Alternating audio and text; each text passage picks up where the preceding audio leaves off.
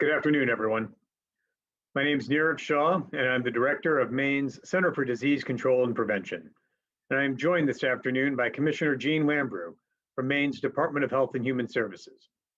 Commissioner Lambrou and I are delighted to be able to join you all today to provide you an update on where we are with COVID-19 across the state of Maine for today, Friday, January 8th, 2021. And I'd like to begin by talking about where we stand with respect to the number of individuals who have passed away with COVID-19 statewide.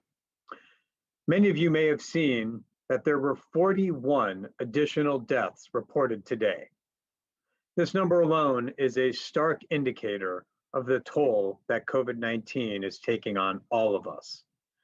We share our condolences with the friends, families, loved ones, and communities of all of those individuals. However, what I'd like to talk about right up at the top today is what that number means and what it does not mean. Of those 41 individuals who have died with COVID-19 that were reported by Maine CDC today, 6 of those individuals passed away within the last 48 hours. 35 of those 41 individuals died at some point during the month of December with COVID-19. So why are we reporting those 35 additional deaths today? Well, I'd like to take a moment to walk through this process, which I hope will illuminate why 35 of those 41 deaths, even though they occurred in the preceding 4 weeks, are being reported today. Maine CDC has a multi-layered process to validate the data that we receive on COVID-19 deaths to make sure that those data are both accurate and complete. Again, to explain this, it's helpful to dial back a bit and start at the beginning. How does Maine CDC even find out about COVID-19 related deaths? Well, there are a few ways. One way, for example, is if a patient who's hospitalized because of COVID-19 dies while they are in the hospital. In those situations, the hospital contacts us, and we typically hear within 24 to 48 hours of the death. Another way that someone may die with COVID-19 in Maine is if they happen to die during, for example, an outbreak at a long-term care facility. In those situations, the administrator of the long-term care facility may alert the epidemiologist at Maine CDC who is investigating the outbreak that there had been a death. And that process occurs, and that can be another way that we find out.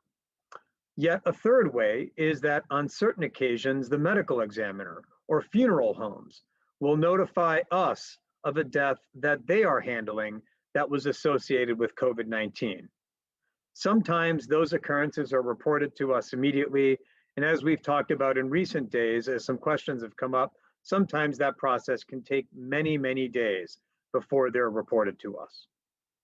But there are a certain number of individuals who die outside of any of these settings. We don't want to miss them or undercount them. So as to make sure we are accurately reflecting all of the potential individuals who may have died with COVID-19, we have a safeguard process in place that goes one step further. Our epidemiologists receive information on deaths from our colleagues within the Maine CDC from a different office, the Office of Data, Research, and Vital Statistics.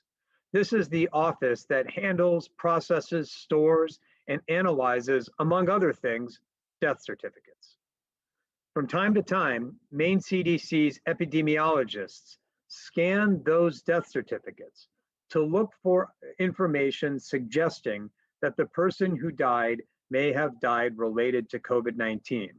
We use things like what are called ICD codes, codes that classify injuries, diseases, and deaths.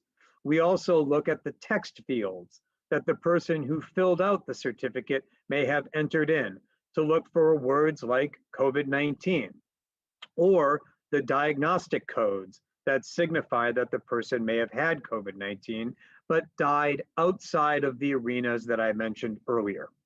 When we find those, we match those back to our database of cases of COVID-19. And if we find indications from the death certificates that were not reported to us as deaths already, we look into them. And if we find that they meet the criteria to be classified as a death with COVID-19, they are included in our count of deaths. That is what has happened here today and what we are reporting out today. After reviewing cases of death reports from vital records over the past few weeks, we identified these 35 individuals whose deaths had not been otherwise reported to us directly, but upon our investigation were found to be COVID associated. This process is part of a multi-layered approach to validating our data, to making sure that they are accurate, and in this case, making sure they are complete. The bottom line here is that this is a morbid topic. These deaths are all associated with COVID-19. They did not happen all within the past 48 hours. Indeed, 35 of the 41 occurred over the past several weeks. But that does not diminish their import one iota. They are all just as tragic. And the families of all 35 of those individuals, to say nothing of the 41 individuals in total we reported today, feel all the grief that comes with a death associated with COVID-19. So as always, I'd like to take a moment to offer our deepest condolences to the friends, families, and communities of all of these individuals who have died with COVID-19. Overall, across the state, well, I'm sorry, as I mentioned just a moment ago, I apologize, of these 41 deaths, 6 of those are deaths that were just recently reported to Maine CDC and have occurred since the last time we spoke.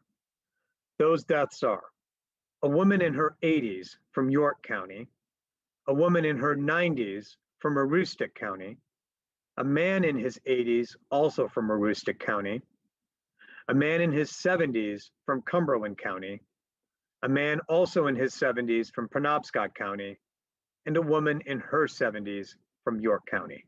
Again, we offer our deepest condolences to their friends, families, and communities during this time of their grief.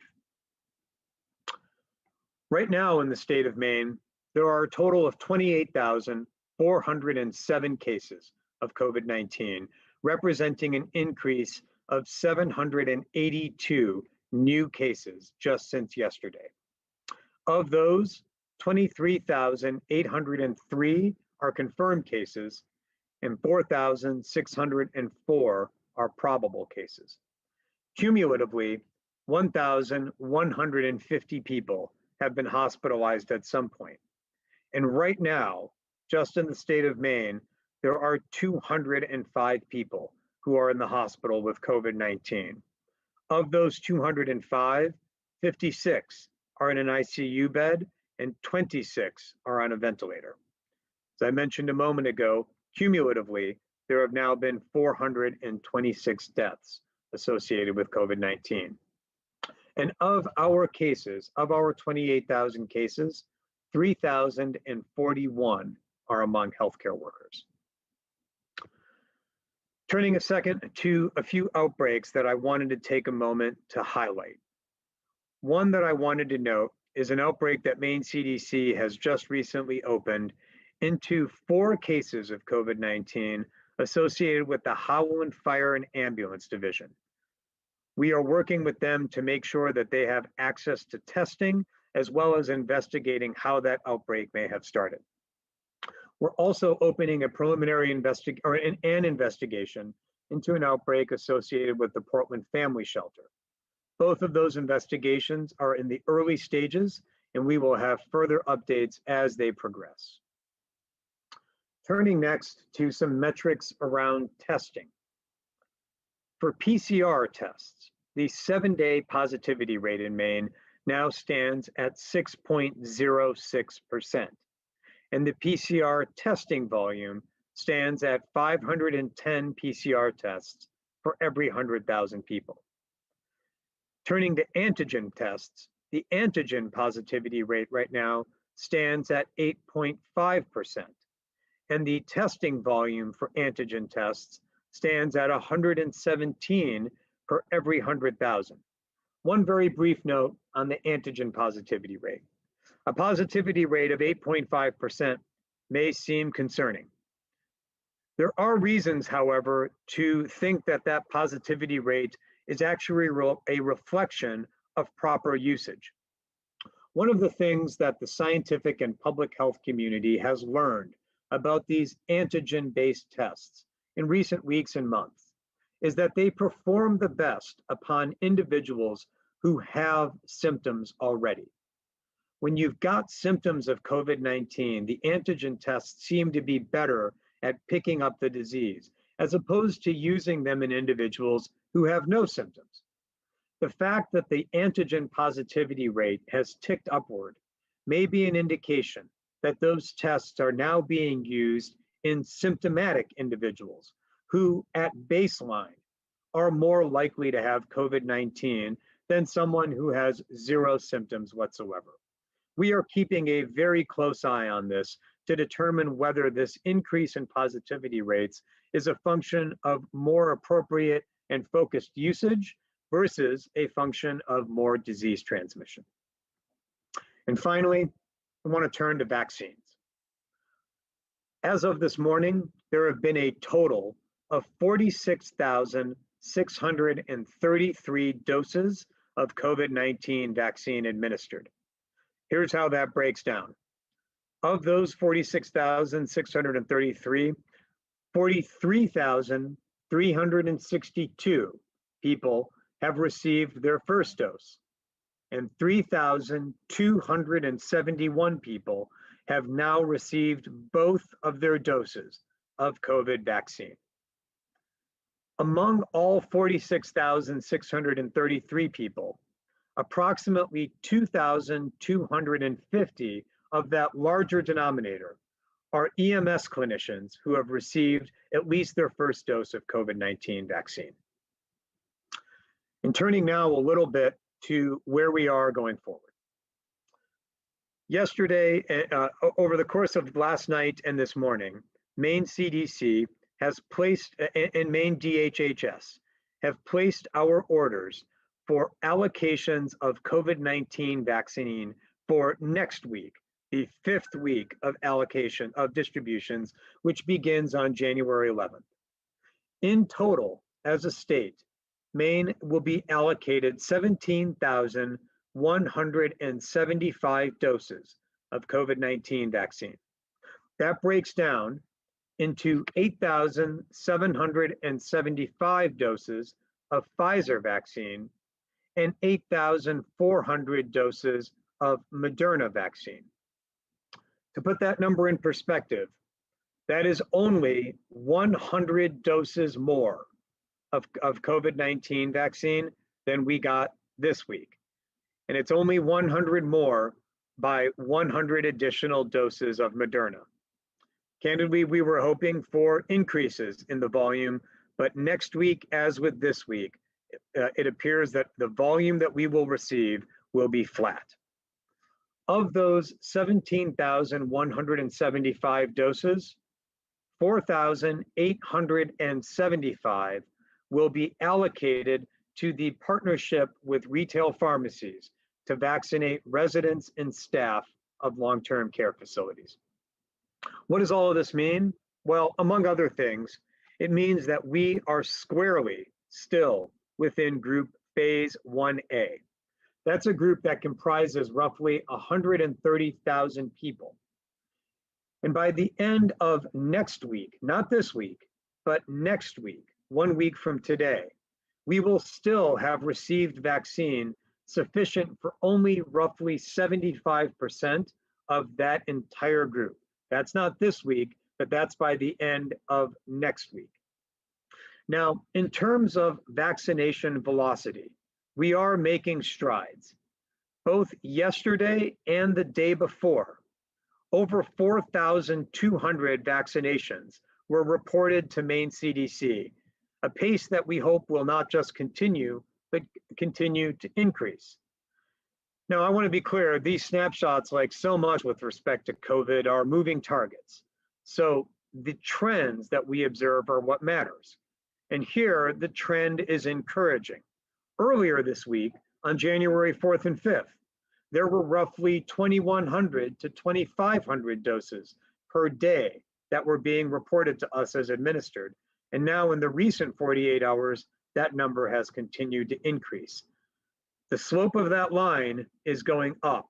And for the first time in a long time in this pandemic, we're in a situation where an upward sloping trend line on a chart is finally a good thing. We continue to work with hospitals and healthcare systems to increase that velocity so that as many shots in arms can be delivered every day.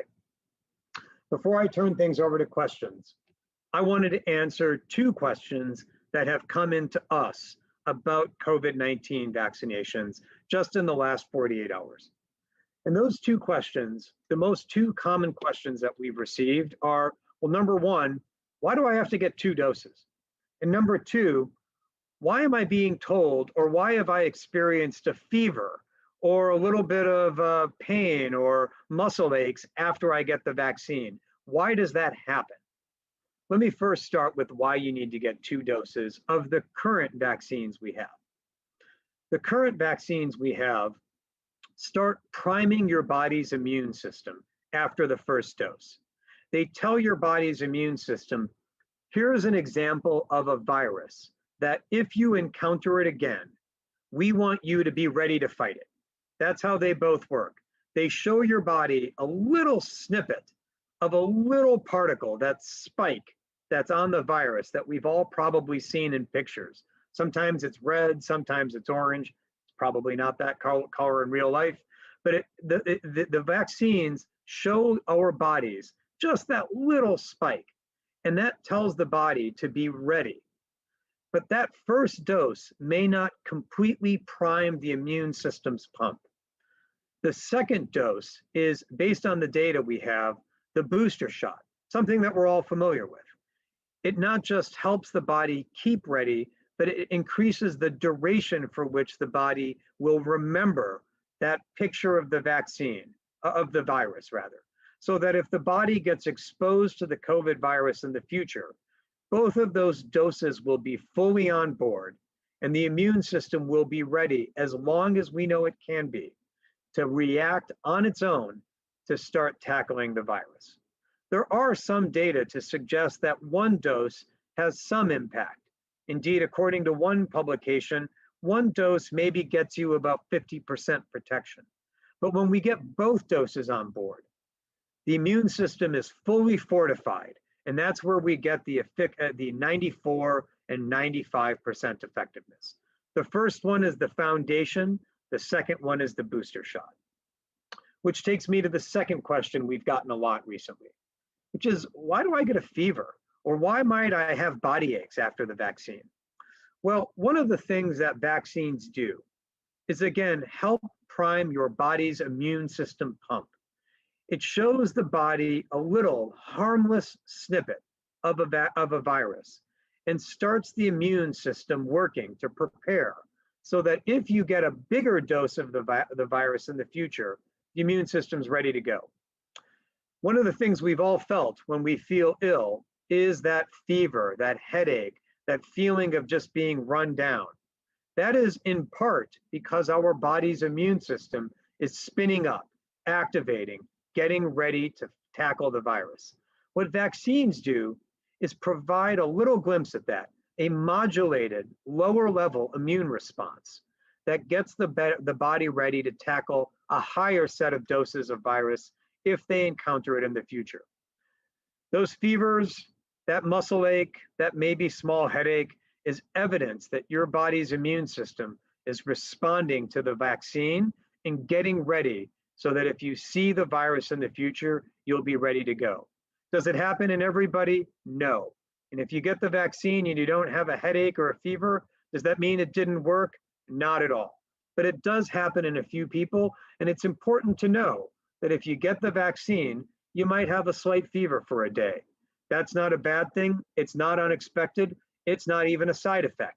It is an effect of the vaccine doing its thing, getting your body's immune system ready for the future. So with that, I'm going to turn things over to our colleagues in the media. Commissioner Lambrou and I are happy to answer any questions you've got. I'm going to ask Patty White to kick us off this afternoon. Thank you, Dr. Shah. Can you tell us what the progress is for vaccinations in the long-term care and pharmacy program? Do you know how many doses and what % of that group have been vaccinated, and are you satisfied with that progress?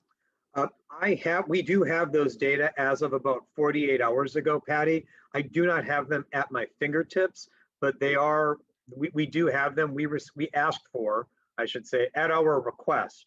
We requested, more than requested, we wanted to get those data, and we got those data from CVS and Walgreens. We will get them over to you, Patty. Again, I don't have them at my fingertips, and I don't want to mischaracterize them, but we will get them over to you. What I will say is that there are a few things happening. The rate at which clinics are being scheduled is hitting its stride. Those clinics have started to get scheduled with the velocity, the regularity that we were hoping to see earlier. That's a positive sign. But we've also seen some concerning signs in the data about uptake. So we're working to make sure we understand the data fully, to make sure we understand what they represent and what they don't represent, and then trying to see whether we need to do additional outreach to make sure that when those vaccinators come on site, the uptake rates are what we're looking to see. Again, I don't want to mischaracterize them. I have some recollections of them, but we'll get you the exact numbers, Patty. Do you remember, I mean, in terms of uptake, is it among staff and residents? Yes, it was. The data were broken out by both staff and residents. And I want to make sure that what the uptake numbers were not of all residents or staff in a facility. You really want to do uptake based on how many were offered that day. And that's what I want to make sure we shore up. If there are 400 people in a facility, but the first clinic only offered vaccine to a third of them, 133 of them, you can't use 400 as the denominator. It can only be how many were offered that day. And I want to make sure that we get that answer straight first. Great. And you had mentioned before that you had concerns about the number of pharmacists available to administer the vaccine. Is that still a concern? Patty, I don't want to answer. I really do want to go into those data a little bit more because I'd like to see and spend a bit of time with my team to see whether the rate at which clinics are happening and the throughput that they are able to achieve at each of those clinics is what we think it should be. We have spoken directly with the pharmacies at all levels to emphasize that they need to be fully staffed so that when they go on site, they can vaccinate everybody on that day who is slated to be vaccinated. I don't want to mischaracterize them. And so I'm at this time, rather than getting it wrong, I'm just not, I haven't dived into the data. We've just gotten them in the last day or so. And so we've had those concerns, whether they have been ameliorated and addressed. Rather than misspeaking, I'd rather review the data a bit more closely. Understood. One other question, as you're figuring out logistics for ramping up vaccinations in the future, are you considering schools as potential sites? I've heard from school nurses who are eager to be a vaccination site. Well, Patty, that's on our list. The thing is, and we have agreements in place with many schools to utilize them for different types of applications in this realm. The real question here is, if we're looking at doing, the real question here is, given the number of vaccines that we'd like to administer at these sites on a daily basis, whether the, say, school gymnasium has the appropriate space, ventilation, traffic flow, parking to accommodate that. Also, I think it's important to note that this large-scale community-level vaccination effort will take many, many, many months. Whether we can occupy schools for that long period of time is an open question. So it is definitely a part of our planning process, but there are these limitations that we have to reckon with: size, the longevity of this program, so on and so forth. Thank you. I'm going to turn it over to Eric Russell next. Thank you, Dr. Shah. I had a couple of questions about vaccines as well.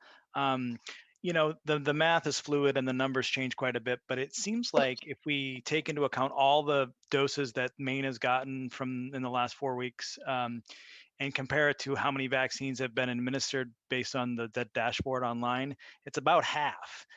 Is it that you're holding back the second dose, or is there another explanation?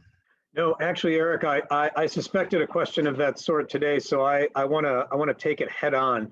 Okay. I respectfully disagree both with the numbers and and perhaps the characterization you were aiming for. So, of the doses that we have received, it's important to note that approximately a third have been allocated for the retail pharmacy partnership. Those allocations started weeks ago, way back in December, for clinics that we knew would spread or span over a multi-week period. Again, those clinics will happen at each long-term care facility times 3. They don't go in and do everyone at once. They do them over a 3-clinic phase. One clinic and then another one 3 to 4 weeks later for the second dose, and then a third clinic 3 to 4 weeks after that for other folks who, so it's 3 phases. 3 distinct clinics, but we have committed those doses up at the front. So right up at the top, that's a third of our doses.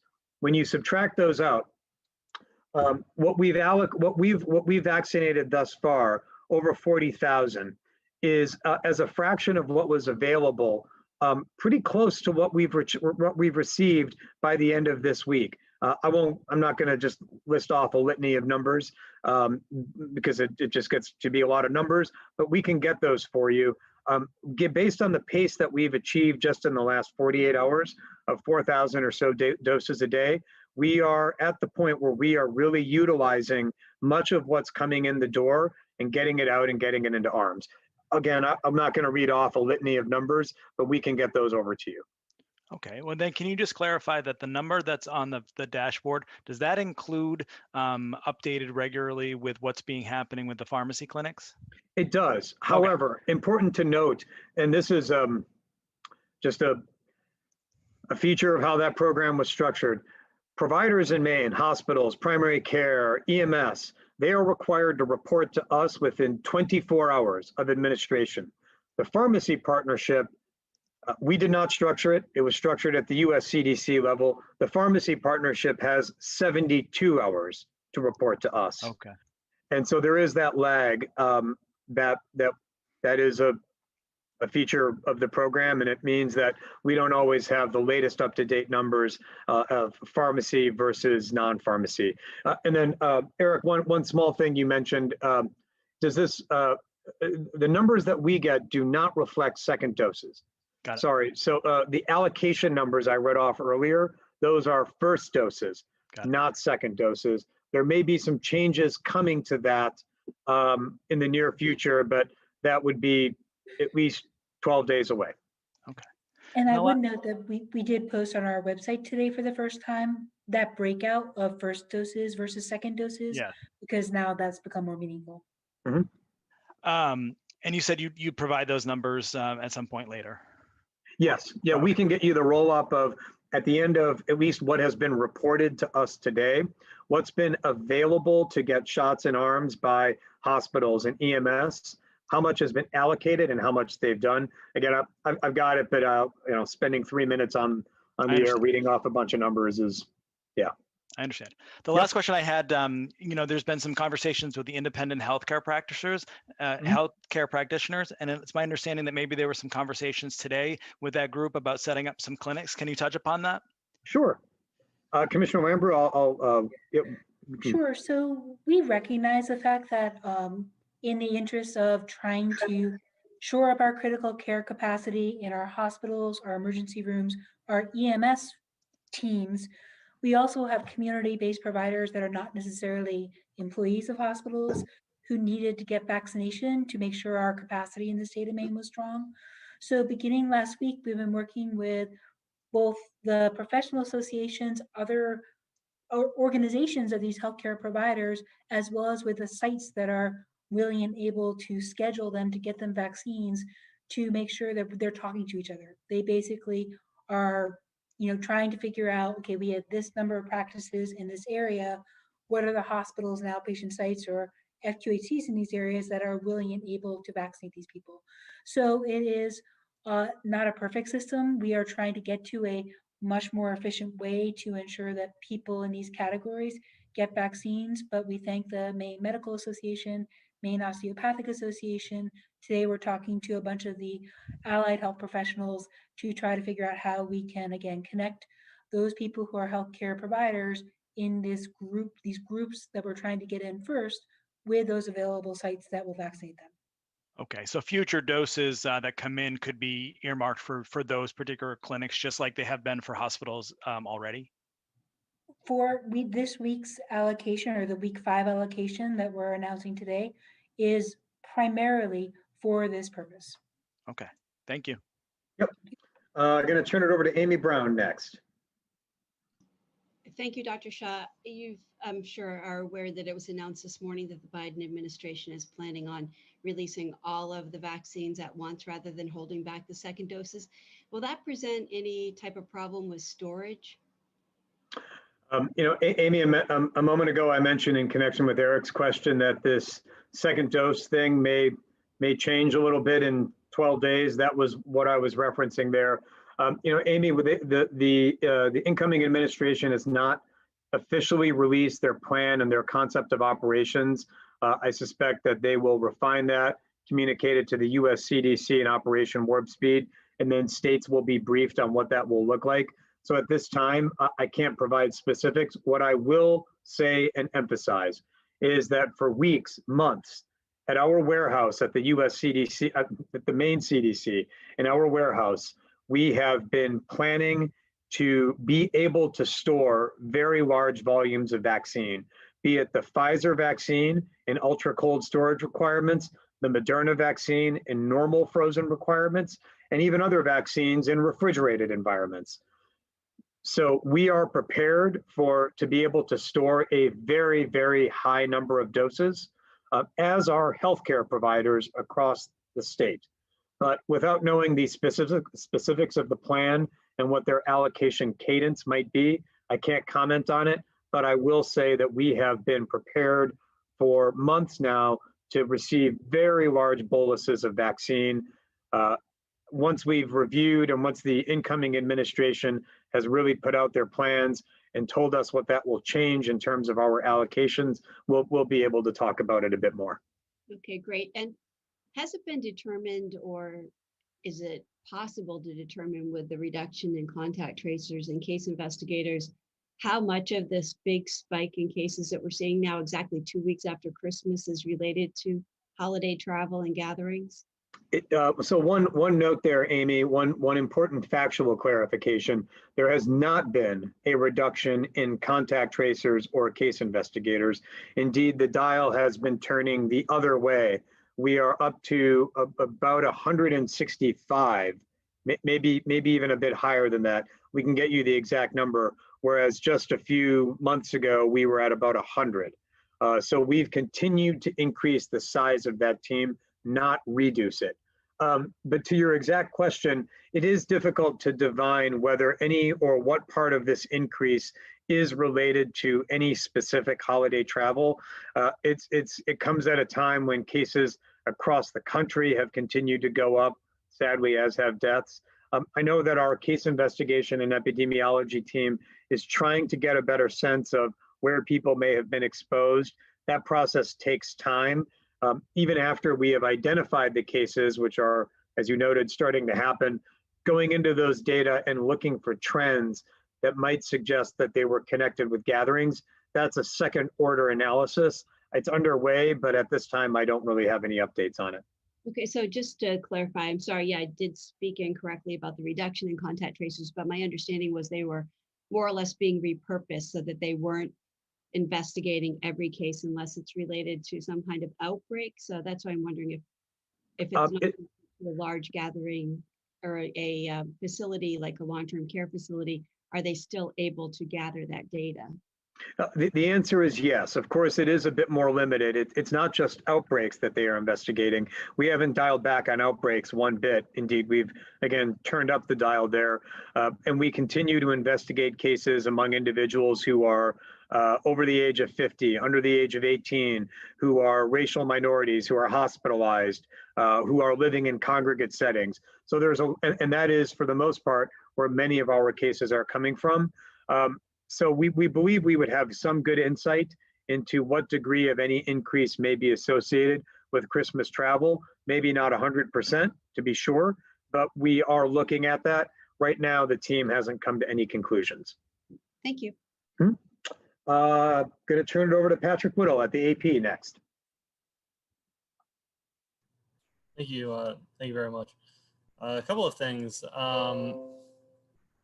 I guess you were speaking earlier about the importance of uptake in healthcare facilities. That's been a little bit of a problem in different parts of the country. Although as of now, it sounds like it hasn't really been one here. What can Maine do to sort of avoid seeing the low rates of uptake that we've seen in some other parts of the country? I'll start and then invite Commissioner to weigh in as well. And Patrick, just to be sure, you're focused on uptake rates among healthcare providers or more general? Yeah, healthcare I'm talking specifically about healthcare providers. Yeah, or even actually the weekend that the first vaccine, the Pfizer vaccine, was authorized, that same weekend, the US CDC put out a toolkit for healthcare facilities to work with their staff to answer their medical providers' questions about the vaccines and what does it mean and how well does it work and what are some of the potential effects, things of that nature. I think as a result of that, among healthcare practitioners, we've seen uptake. Is it what any of us would have wanted this far in? No, that's never the case. It's going to take time. But to me, Patrick, and this won't come as a surprise, uptake depends on two things: education and trust. We want folks to be fully educated and aware of all the data around the vaccine. And then with that, we think comes trust. Trust that those around them, their peers, whom they look up to are taking the vaccine. Trust that the system is one that will make sure that if they have any questions, they will get them answered, that the process is overall transparent and we're working at a good clip. Those to me are the two foundational principles to getting high uptake. I think because of the work that healthcare providers, hospital systems, EMS clinicians have done in preparation for this, both of those things were in good place when the vaccine started coming out. The educational piece and the trust piece. Can we do more? Absolutely. Are there things that we can do to start increasing the rates?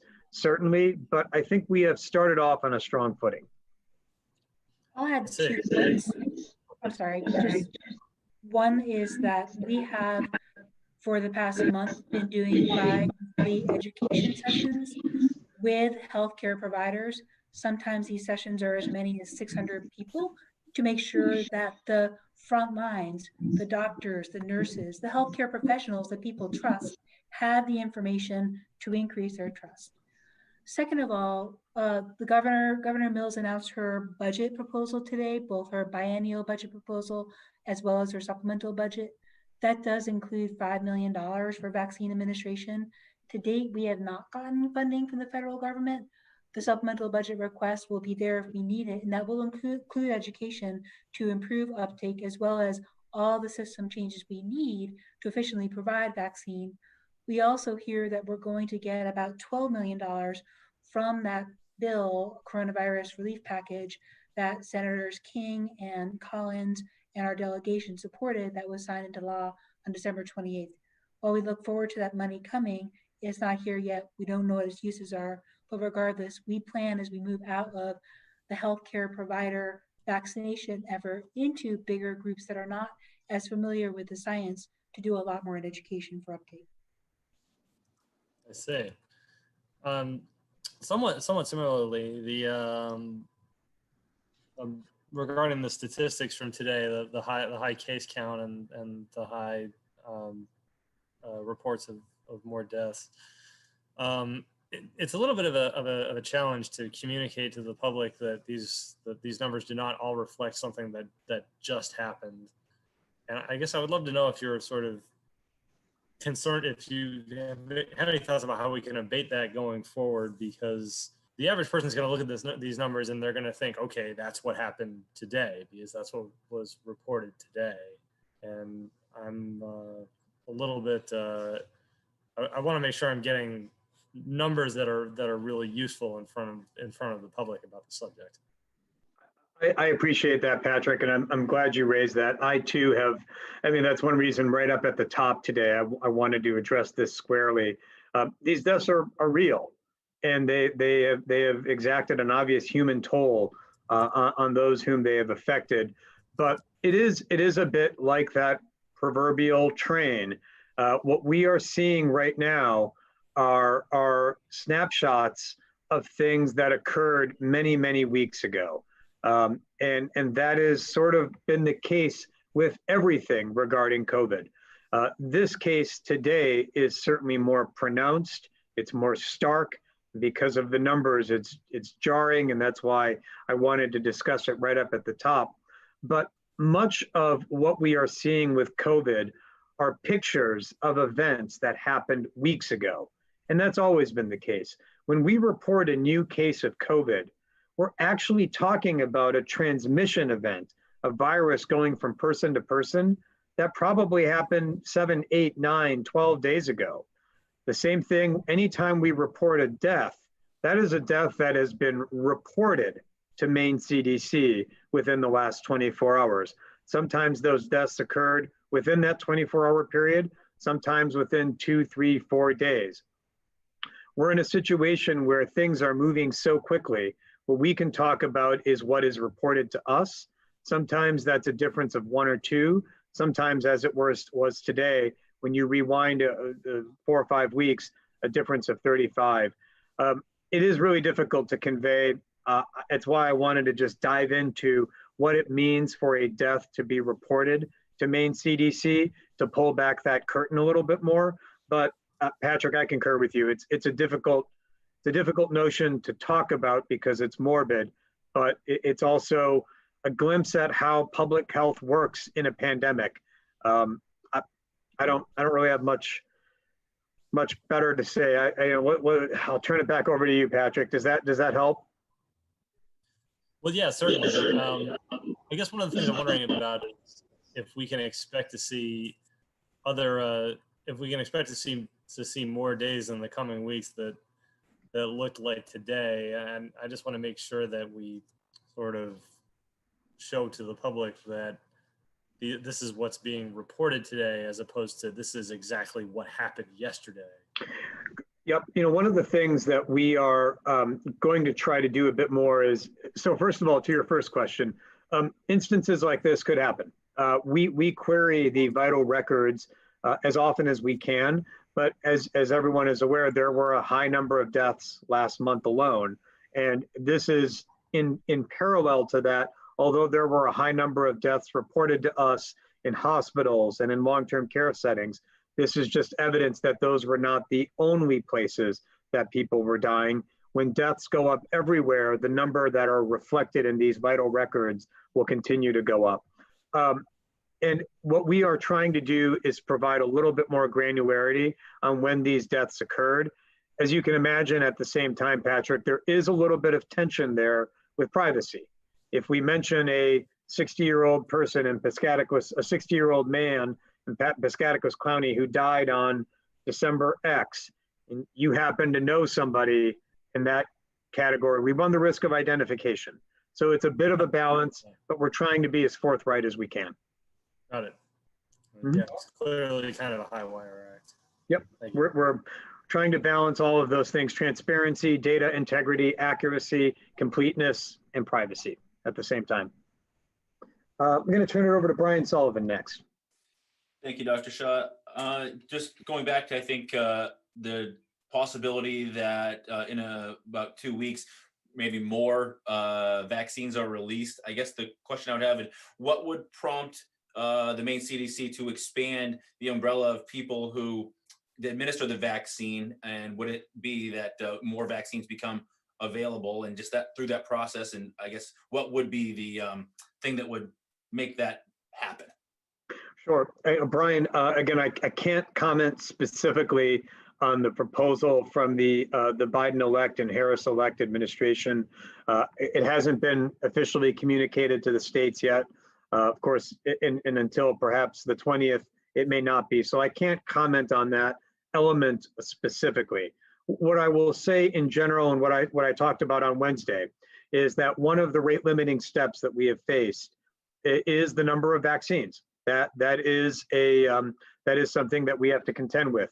But it's important to note that under any proposal in which more doses are released, if the second doses are not held in reserve, then we have to come up with a way to make sure that on that 21st day or on that 28th day, there will be a second dose available for somebody. So if we do get increased numbers of doses, are we going to ourselves put those secondary doses in reserve? Perhaps, perhaps not.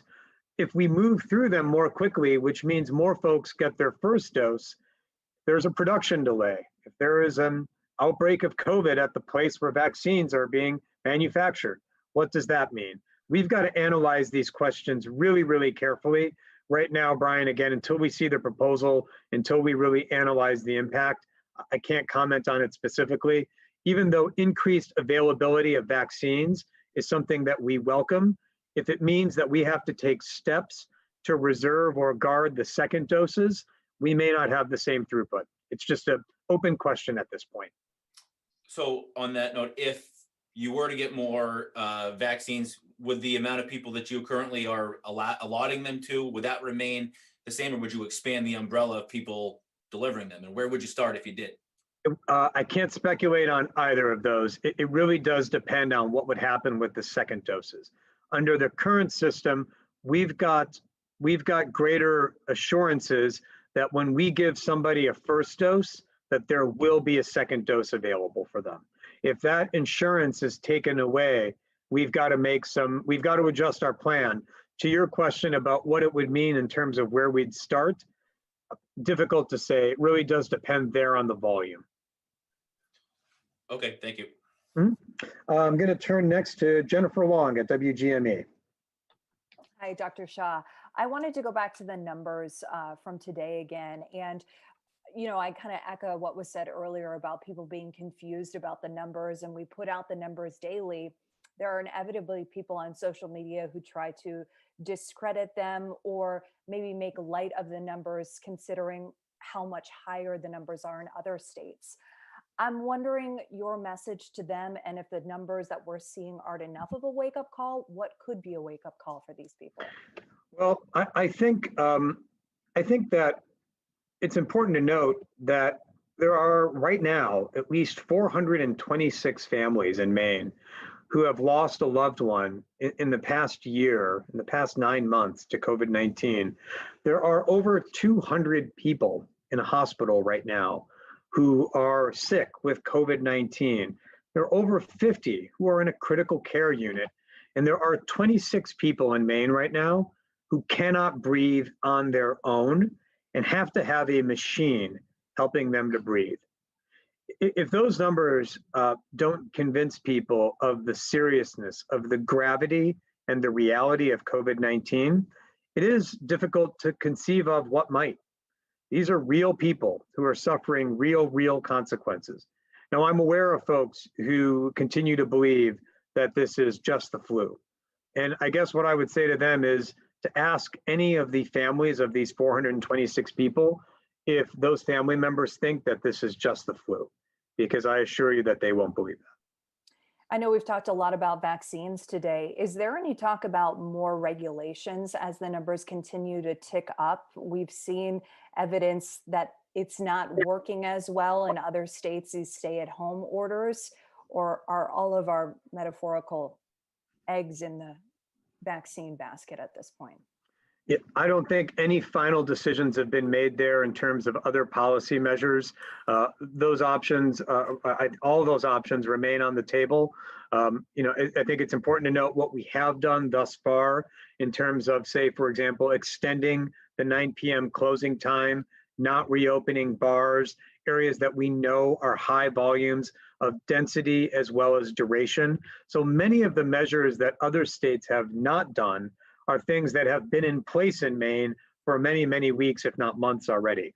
Are there other options on the table? The answer is yes. We continue to evaluate the efficacy of those every single week as we think about what else can be done. Commissioner Lambert?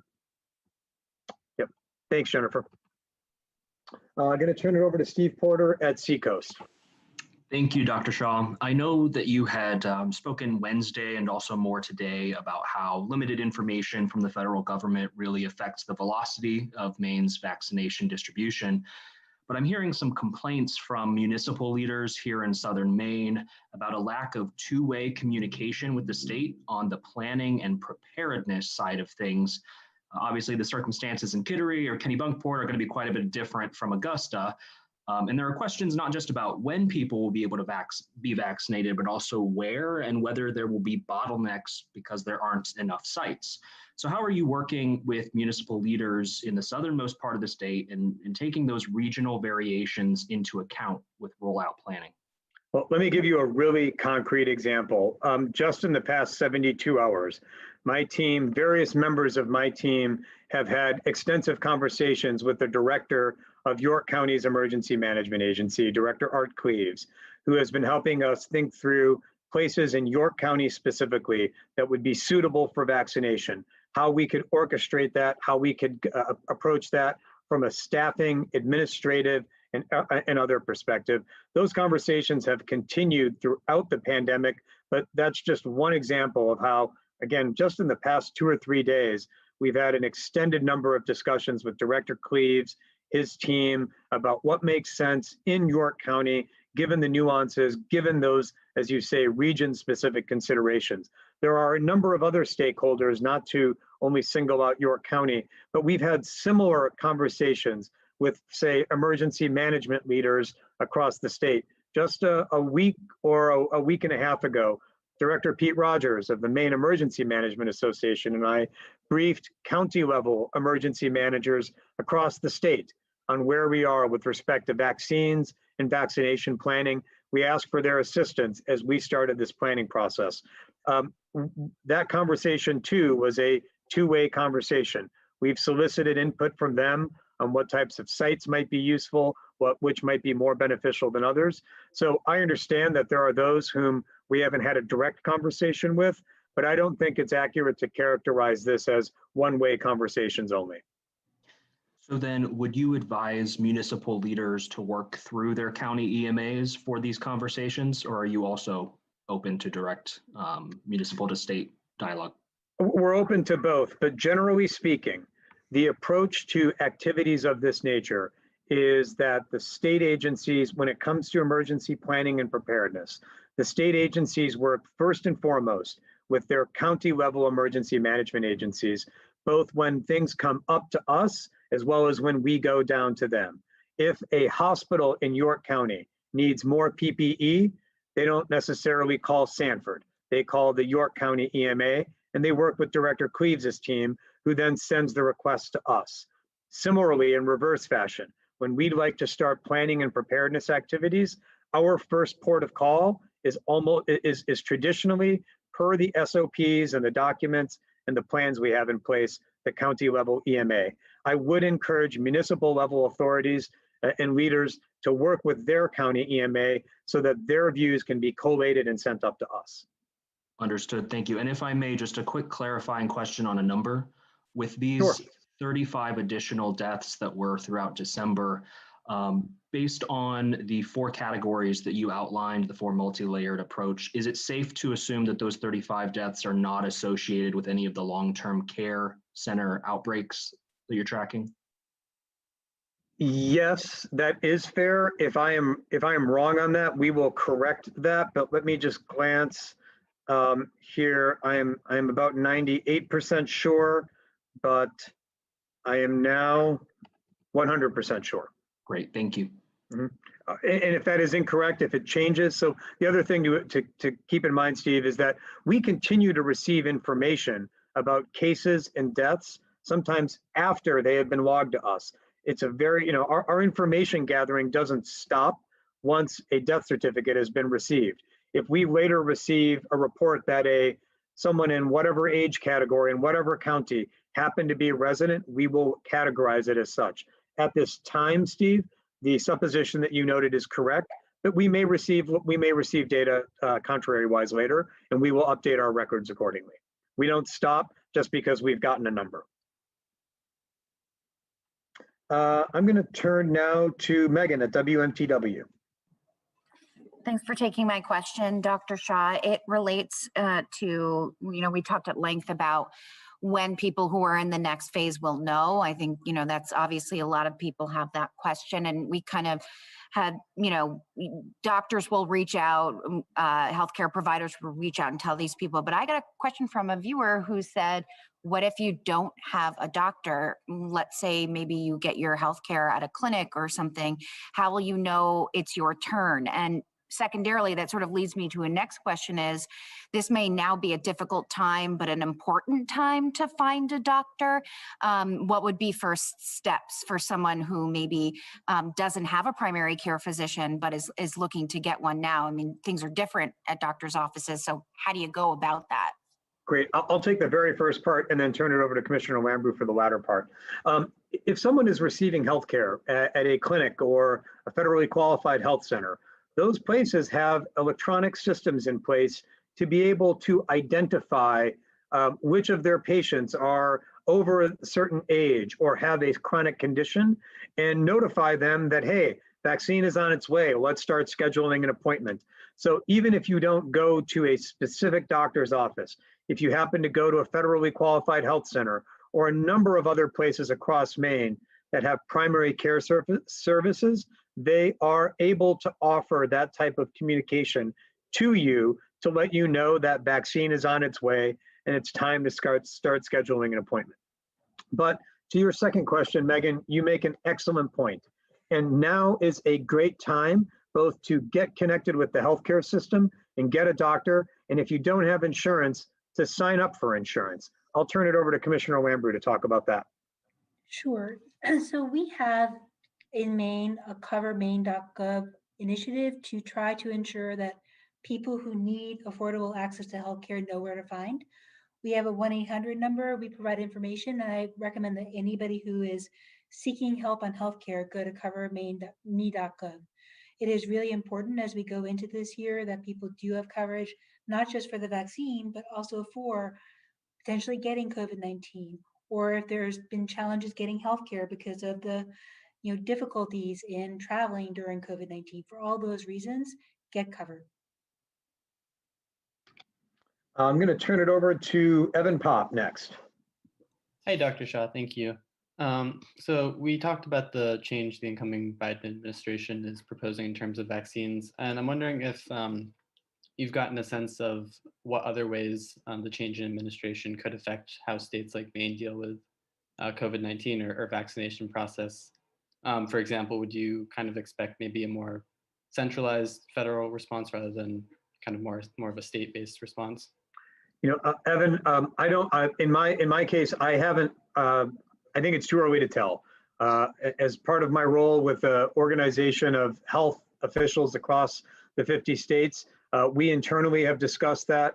We've received some concept papers and briefing documents and had some phone calls.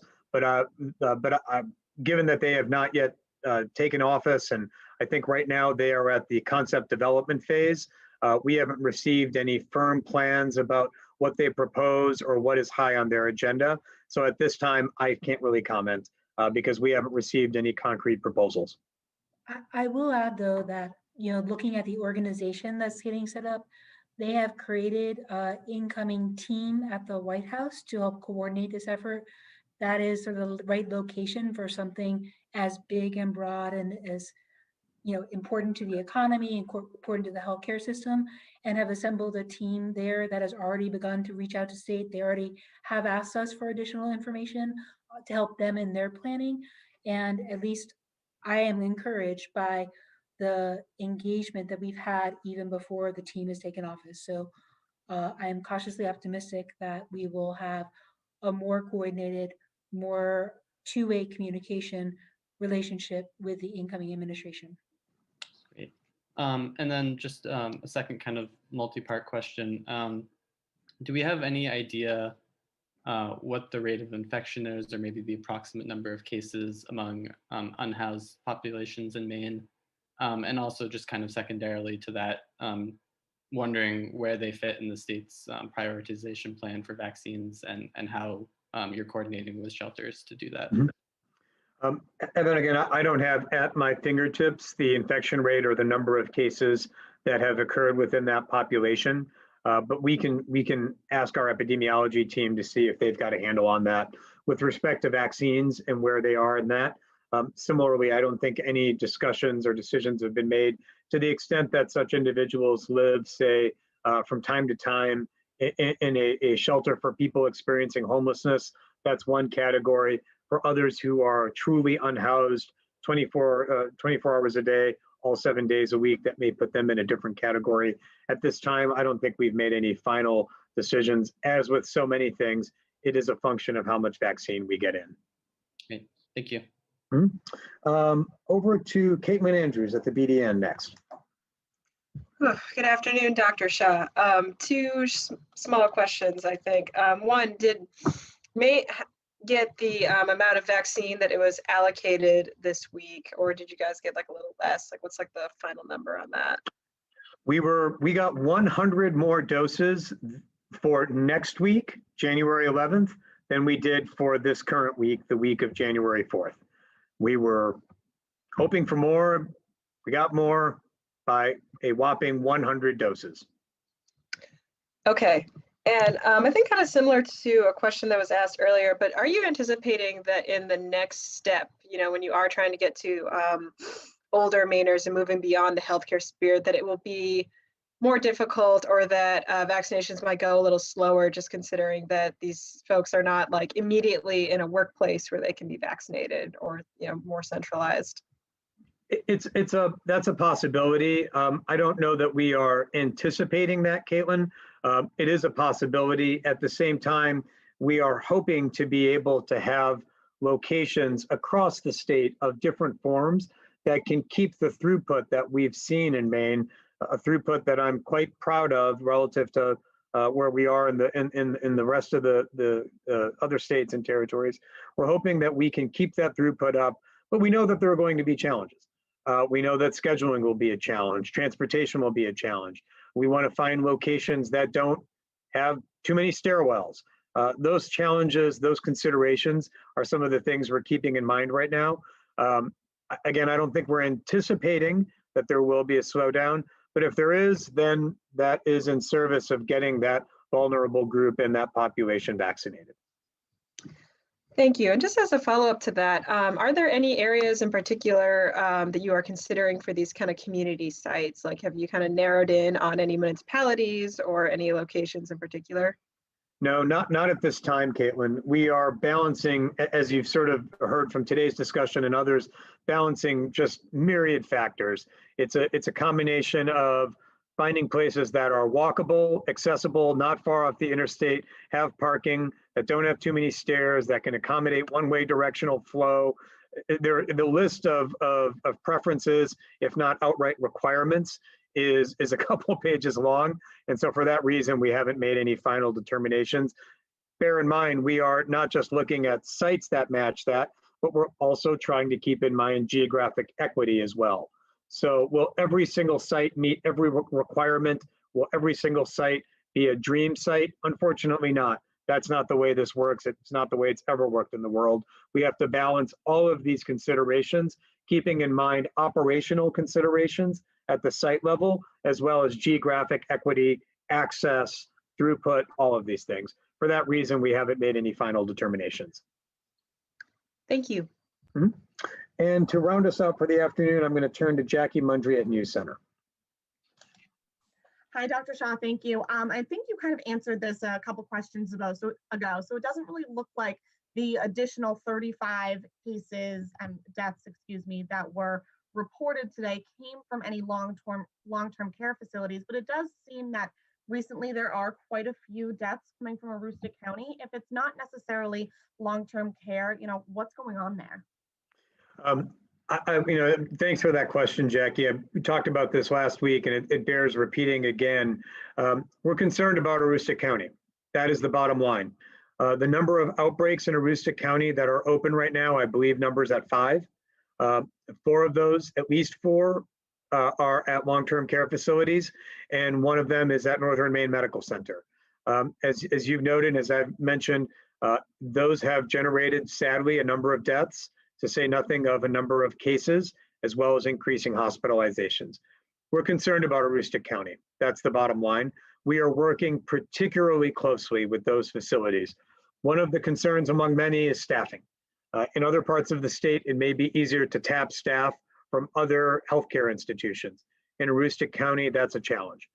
We've also seen that in Aroostook County, many members of healthcare facilities may live with or have a spouse who, for example, is part of the EMS system or is part of the fire department, which in itself causes downstream concerns. So what's going on in Aroostook County is what has gone on in other parts of Maine, which is the virus creeping in and making inroads, and thus our concern. At the same time, having spoken with at least 2 hospital leaders in Aroostook County, one at Cary Medical Center and the other at Holton, that part of the state has had, thankfully, a longer time to be prepared. And so although cases are rising, they know what to do, they are prepared, and they are responding appropriately. We are supporting them every step of the way, whether it's with testing, PPE, staffing assistance, infection control guidance.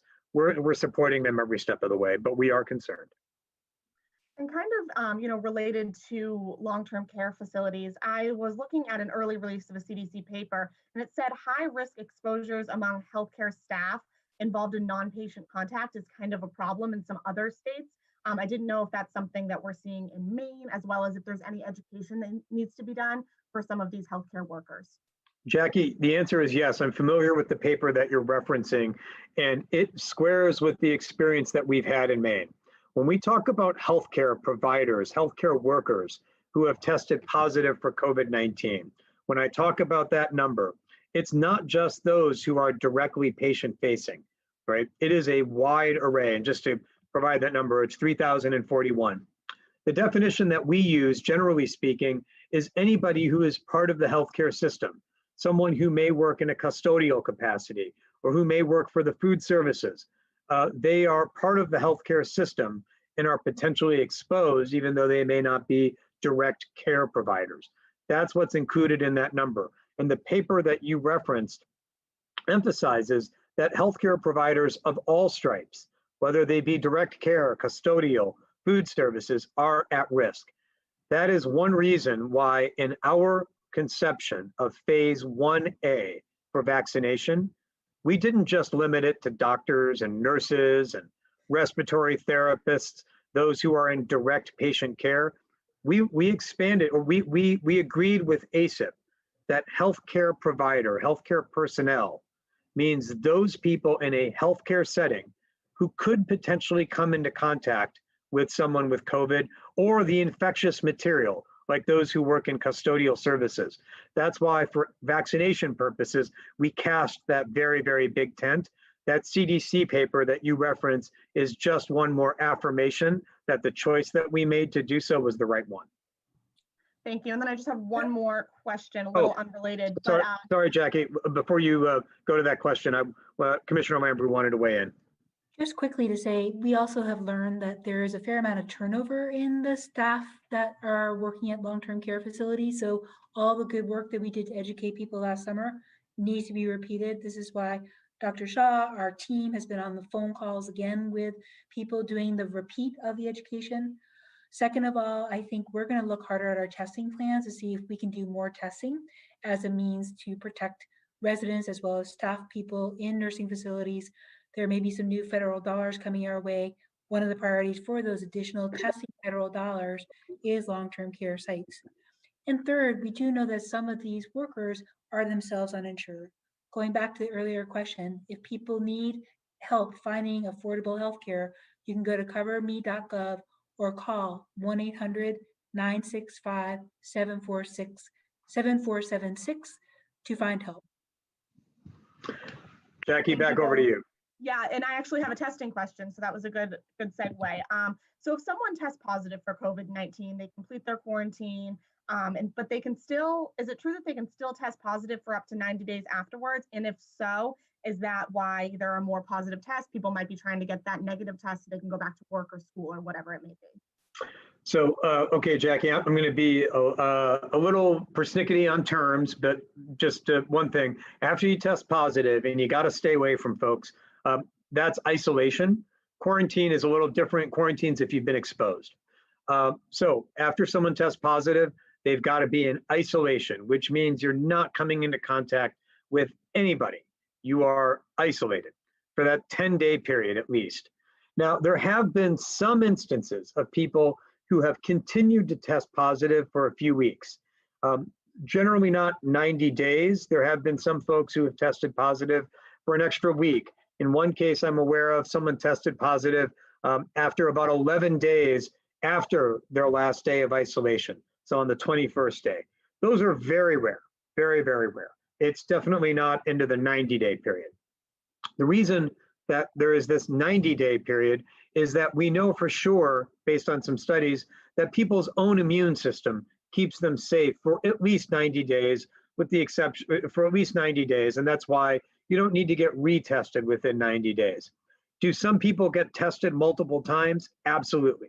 If you are, as Commissioner Lambrou said, someone who works in a long-term care facility, you're probably tested multiple times so that you, if you get positive, can be taken out of the facility and staying home so you don't infect residents. But for the most part, once folks tested positive, after their 10th or 11th day in isolation, when we retest them, they usually test negative. Great, thank you very much. Okay, all right, everyone. Well, thank you for your time today. We very much appreciate everyone taking some time out of their Friday afternoon to hear where we are with COVID-19, where we seem to be going with respect to vaccines, and what we're hoping to accomplish in the coming couple of weeks. I appreciate everyone continuing all of their efforts to stay up to date and informed. Today's briefing marks the 151st such briefing. I have spent more time with each and every one of you than I think I have with a lot of my family members over the past year. And so I appreciate everyone continuing to stick with us to hear truthful, accurate, factual information. Some of the news I talked about earlier today was a little bit jarring with respect to the number of deaths, but I hope the discussion around how we learn about deaths and how we continue to strive to make sure all of our numbers are accurate helps allay some of the fears that these deaths, although serious, did not all occur within the last 48 hours, but rather within the last 4 weeks. We'll continue to provide updates like that as we learn more and as we try to pull back the curtain to share with everybody how public health works in action. Until we chat again, I hope everyone has a good weekend. As always, please be kind and take care of one another. We'll talk again on Monday. Thank you.